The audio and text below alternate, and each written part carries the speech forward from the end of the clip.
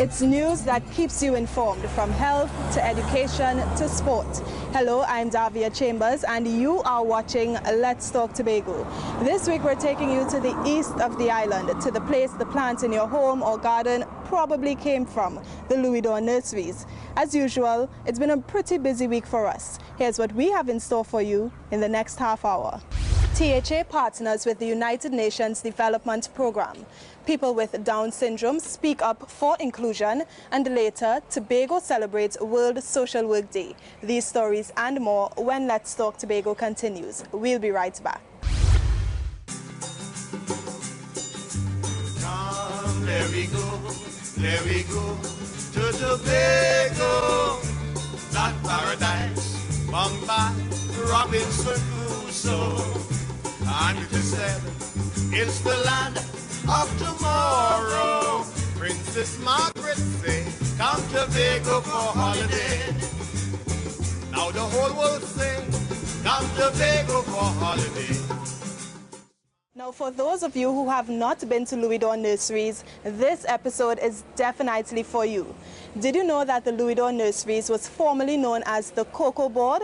That's because the nursery was one of the homes for cocoa production in Tobago. To our top story now.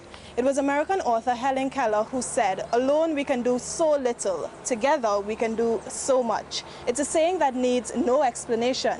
In this report, you'll see that statement coming to life as the partnership between the Tobago House of Assembly and the United Nations Development Program gets a boost. Keyshawn Wilson tells us the plans of the UNDP and THA, which ultimately will benefit you, the people of Tobago. Here's more.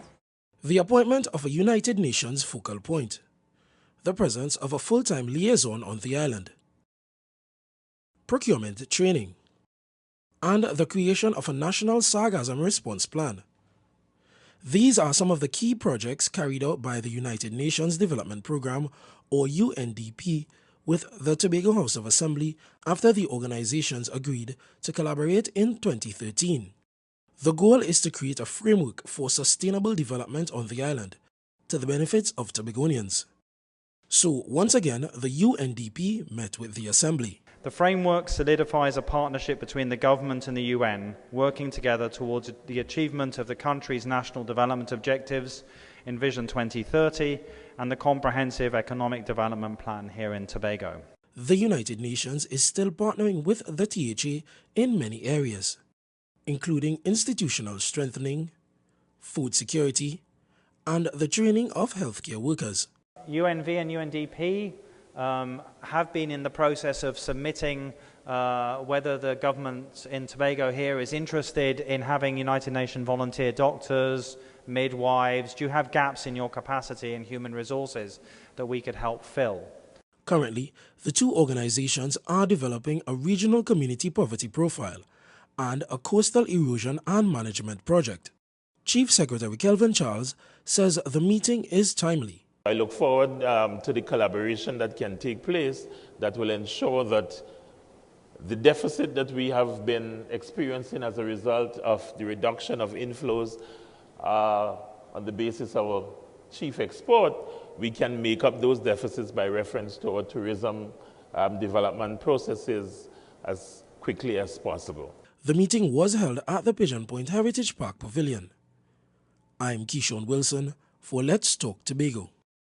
Here at the Louis Dorr Nurseries, the public get the opportunity to see vegetable seedlings, coffee seedlings and citrus being propagated. And the plants are sold twice a year for World Food Day and between the June-July period. And the Louis Dorr Nurseries is located on the Atlantic side of Tobago. But the Atlantic coast isn't just the backdrop of the nurseries. It'll also be the backdrop for runners from Trinidad, the Caribbean region and around the world who are participating in this year's international C2C Marathon. That's right, it's almost that time again. So we have some tips for all participating athletes in this next report. The Tobago International C2C Marathon is one of the most scenic events you'll ever participate in. The feature event of this IAAF series is a full marathon that takes you from the oldest rainforest reserve in the Western Hemisphere at Bloody Bay through to Roxborough. Then it winds along the Windward Road through to Scarborough. before finishing at the Pitti-True Beach in Little Rockley Bay. If that's too daunting for you, there's the half marathon, 10K and 5K races. This year, marketing efforts for the event are going international with the help of television production company Dream Television UK. Their specialty is in filming and producing things for multi-sport events, so things like triathlons, marathons and so forth, and they do very, very, very good work. And what comes with them is a lot of international distribution. So our film, the C2C Marathon, anyone who runs the C2C Marathon this year has an opportunity to see themselves on Sky Sports, BT Sports, BN Sports in Asia, and that is really important for us marketing the race and the island in order to bring international tourists. The 5K and 10K will run off at 6:30 a.m. and 7 a.m. respectively on May 20th. This is to accommodate those who may also want to participate in the half marathon or full marathon a day later. The event has the potential to boost the island's sports tourism thrust. Sports tourism is something that I personally see can add a great deal of value to Tobago's tourism offering. And just based on the response that we got last year from this C2C Marathon experience, we believe that it can only grow. So our personal attitude is that we need to keep improving what we offer, and we'll be able to draw many, many running enthusiasts to Tobago and the people who support them. Last year, over 700 people from across the globe competed in the various races. Elvis Turner was one of them. He finished 8th in the 10K. This year, he's training for the half marathon. He explains why he took part in the event.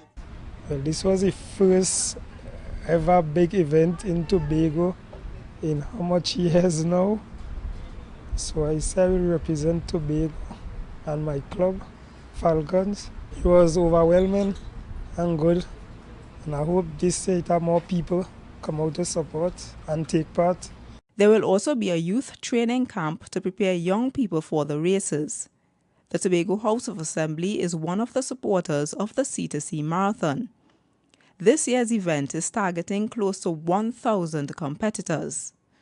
I'm Amadara Mills for Let's Talk Tobago. There are 3 units here at the nursery: ornamental plants, vegetable seedlings, and the orchard and the tree crops unit. Ornamental plants are grown for decorative purposes. At the vegetable seedlings unit, you'll have a mature plant in just about 3 weeks. And here's something you may not know about the plants at the orchard and the tree crops unit.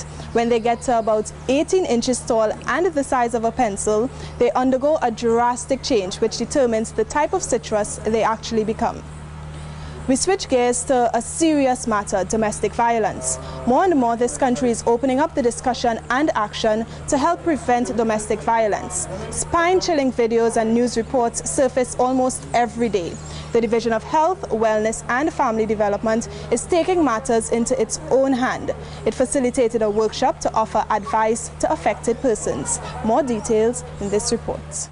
Domestic violence is a problem faced by families in countries across the world, and in Trinidad and Tobago, it's no less of a challenge. In 2015, police responded to more than 1,600 domestic violence reports, of which more than 75% were made by women. It's an issue that Tobago is tackling head-on.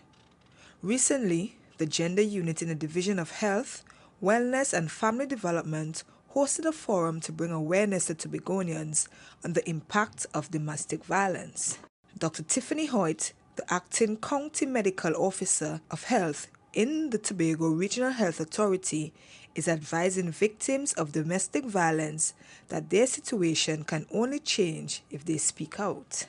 We hope to empower you young ladies to help stop violence against women and girls and be bold for change. Take action within your own lives to foster positive and successful outcomes.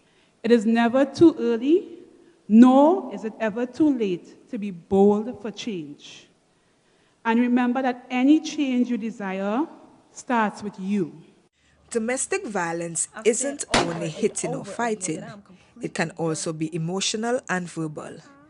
Manager of the Women's Empowerment and Technological Center, Shirley Mackenzie urged the attendees to make wise choices while facing domestic violence situations. It's the choices that you make. It's about your choice. At the end of the day, you have the choice to say no or say. You have the choice to say, I'm not staying or I'm going. You have the choice to say, I don't like the way you treat me. I don't like the things you say to me. I don't like what you do to me. Women aren't the only ones hurt by domestic violence. Children and men are also affected. Violence against man, woman, or child is wrong, so we don't want that. The attendees at the forum also learn a few self-defense techniques that could save their lives in similar situations. Victims of domestic violence are reluctant to report abuse, with fewer than 2 people in every 5 domestic violence cases making a report. But the division is doing its part to create awareness on the issue and hopefully put an end to this vicious cycle. I'm Crystal George for Let's Talk Tobago. We have to take a break, but coming up, we take you to the Down Syndrome Conference as it brings a new perspective to the subject. Stay tuned. Let's Talk Tobago. We'll be right back.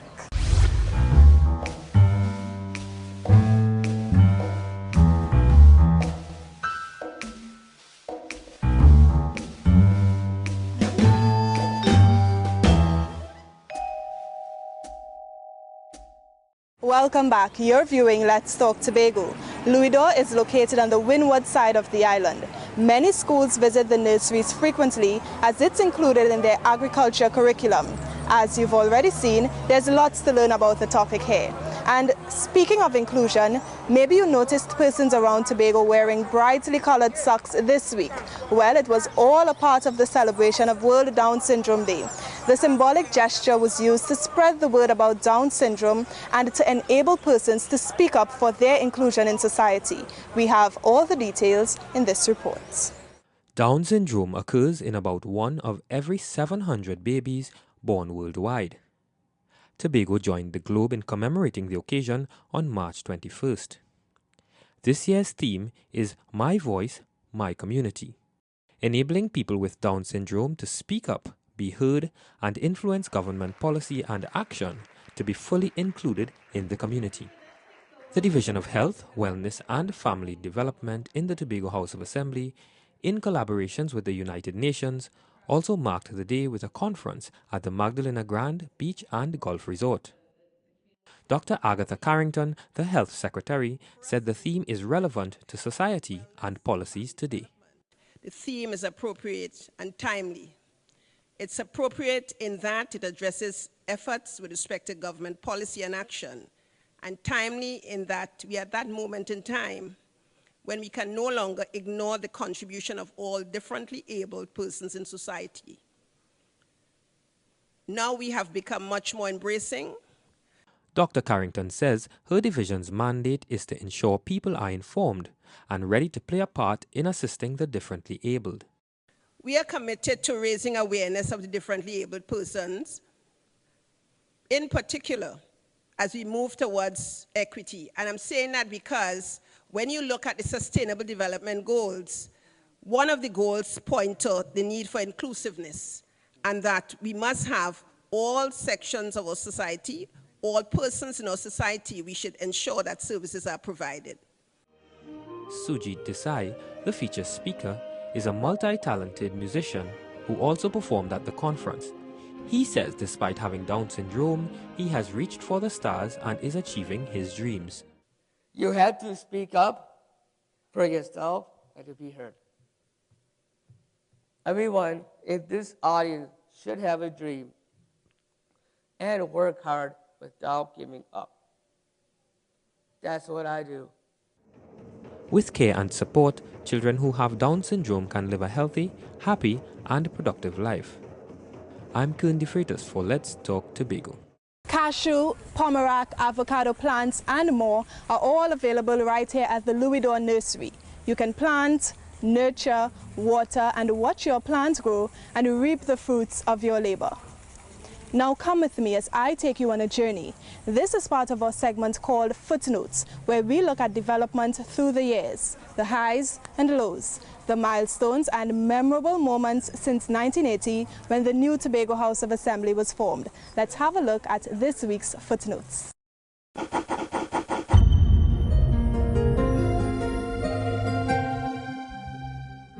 The face of healthcare in Tobago has changed significantly over the past 37 years.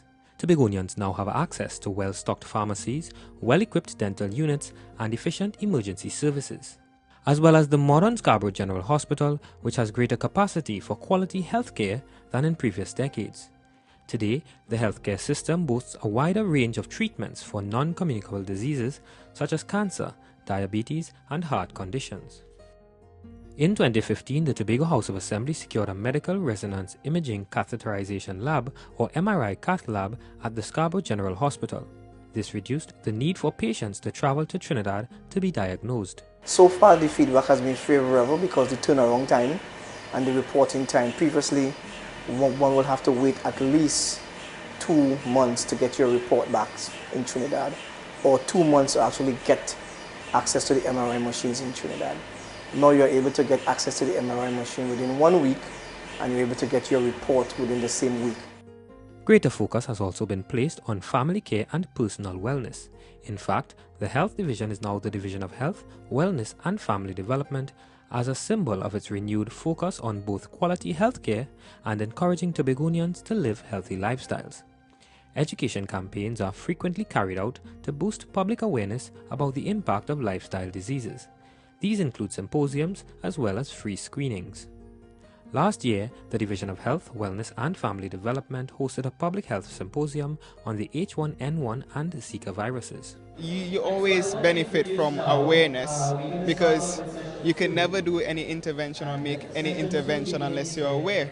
So the first part is always education. Once we're educated, then we could better tackle an issue. Healthcare has also been boosted by improving standards, infrastructure, and the capacity of the health sector, as well as human capital development. The Tobago Regional Health Authority, TRJ, is also seeking to gain accreditation for the Scarborough General Hospital. This will allow the hospital to attain international standards. This will bring two benefits: ensuring quality healthcare and offering opportunities for medical tourism. We've been working quite feverishly at preventing a recurrence of some of these things. Again, education of our staff. We have done some restructuring in some of the departments, which would assist in some of the relationships, professional relationships, and the transference of information from some of the more experienced practitioners to some of those who have not been as exposed. The emergency services have also been boosted. 10 new ambulances were provided last year to service the island. There are also more medical bases in strategic locations, including Plymouth and Roxborough, to ensure quicker responses and save more lives.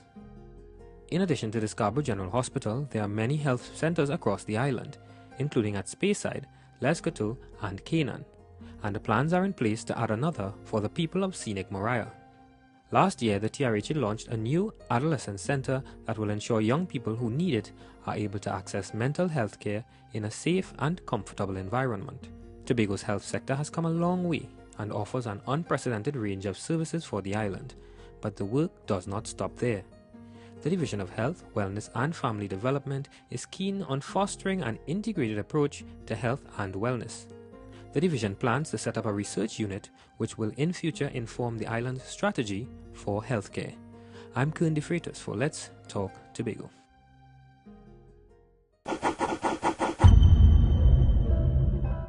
Tobago celebrates World Social Work Day. Coming up next on Let's Talk Tobago. Don't go anywhere. We'll be right back.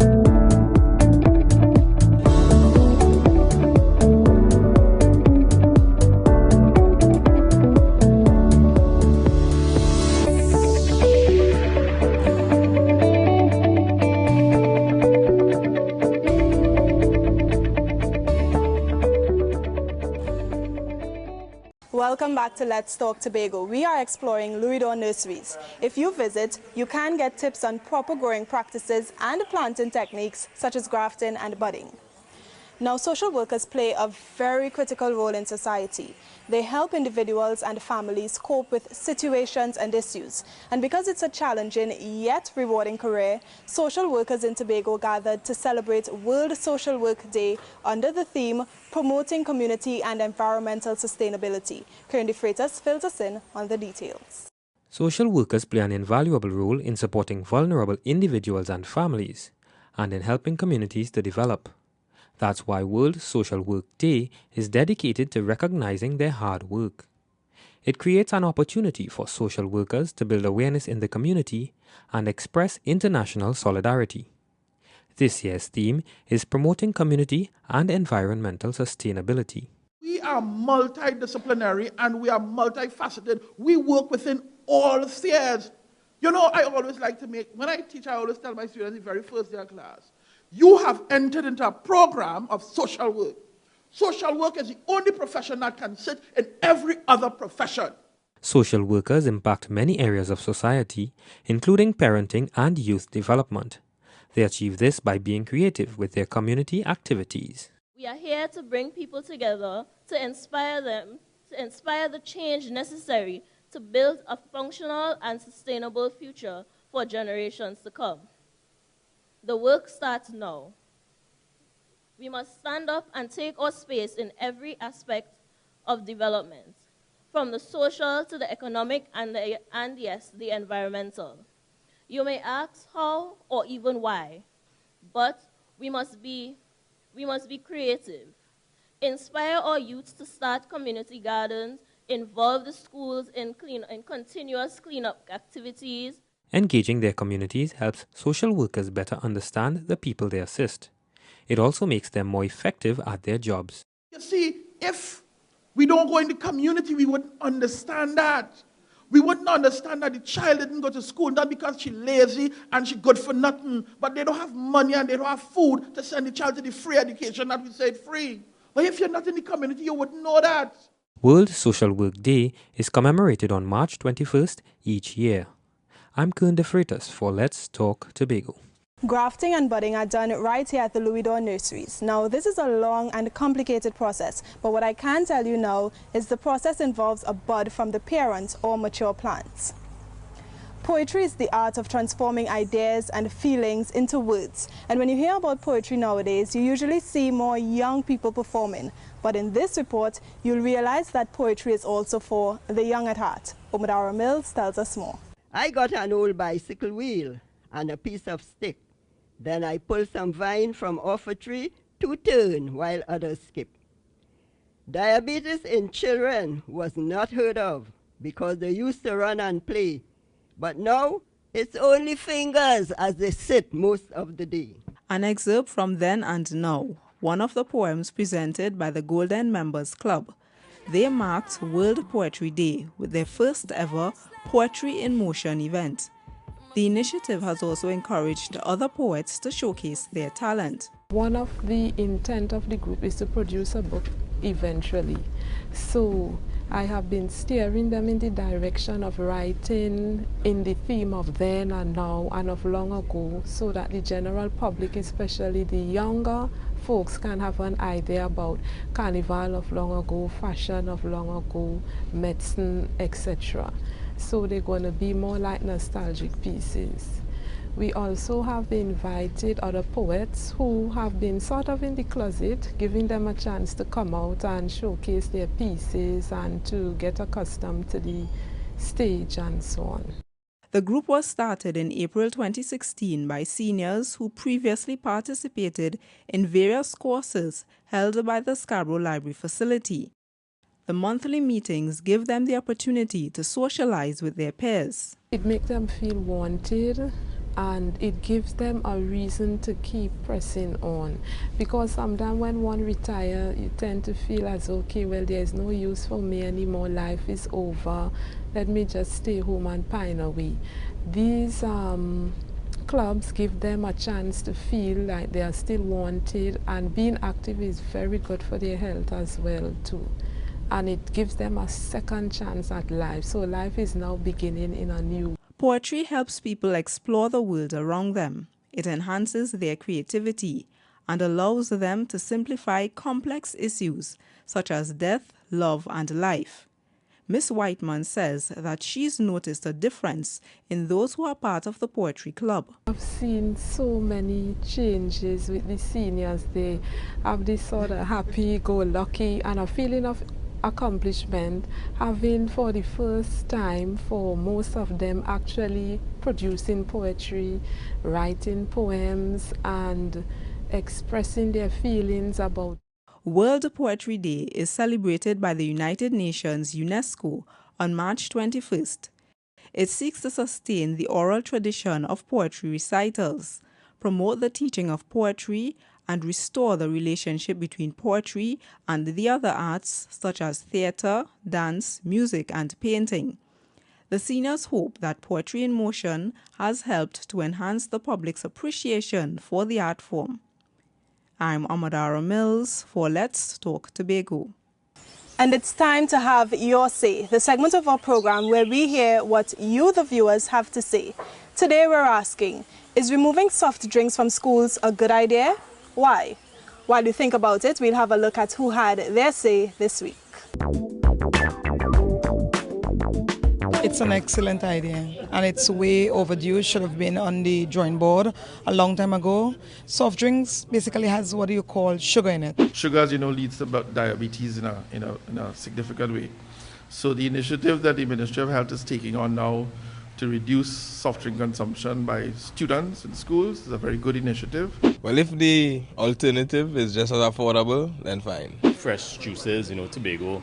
We have a lot of fresh fruit. We have a lot of lime juice, we have a lot of grapefruit juice, orange juice. When we look at the high sugar content and the glucose level, I think it's not really healthy for children. And if you're thinking about developing their mind, I would think that not having soft drinks in school is a good approach. It's a good start. Awareness is really very important, because even though they ban the soft drink, that didn't really solve the problem as to say, because they could get soft drinks any other time. Removing it, I think that will be something that is very beneficial in the long run. We would like to take a very proactive approach in dealing with these diabetes issues, the CDAP issue as well, and in cutting the sugar from at an early age, or at least reducing it to a controlled amount. These young individuals will actually grow up with a sense of responsibility in terms of sugar control. We close another edition of Let's Talk Tobago, and as always, we thank you for watching. Please email us with your comments or queries about the program, and be sure to visit our website, like us on Facebook, and subscribe to our YouTube channel. From our house to yours, I'm Davia Chambers, along with the Department of Information, Office of the Chief Secretary, Tobago House of Assembly, wishing you a safe and very productive week. We close now with a montage of the Primary Schools Championships 2017.